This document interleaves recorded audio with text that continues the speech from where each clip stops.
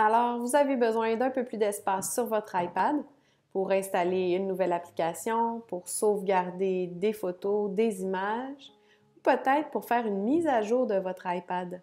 Rien de plus simple. Pour libérer de l'espace, on va d'abord aller dans le menu Réglages.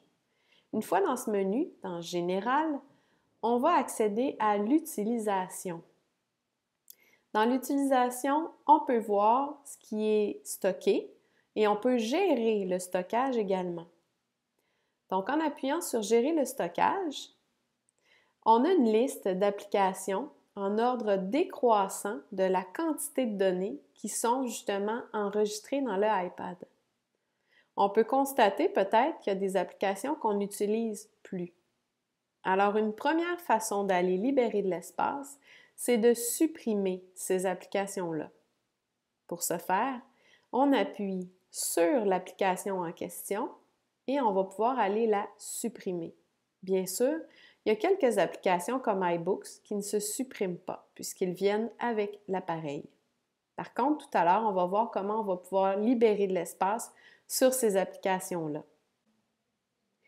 Une deuxième façon de libérer du stockage va être d'ouvrir les applications dans lesquelles j'ai beaucoup d'informations ou de données de stocker. Par exemple, les photos.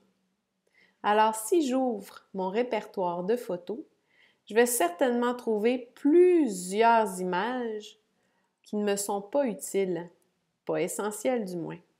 Je pourrais les stocker dans un nuage à la place et faire un ménage hebdomadaire ou mensuel, bref, faire un ménage régulier vaudrait vraiment la peine.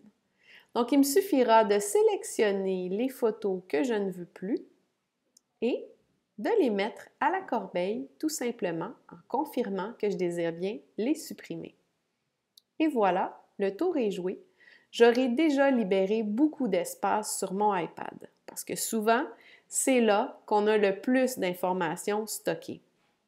Attention, les vidéos prennent encore plus de place, donc vérifiez le petit dessin de caméra qui nous indique que ce sont des vidéos.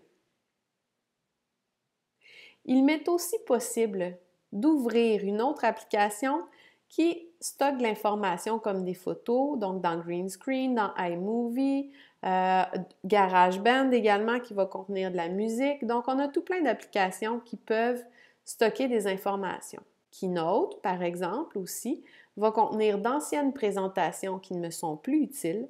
Je peux également en supprimer quelques-unes. La quantité de musique sur votre iPad n'est pas à négliger. N'oubliez pas que vous pouvez laisser la musique dans votre nuage et la télécharger au fur et à mesure que vous voulez l'écouter lorsque vous êtes branché à un réseau.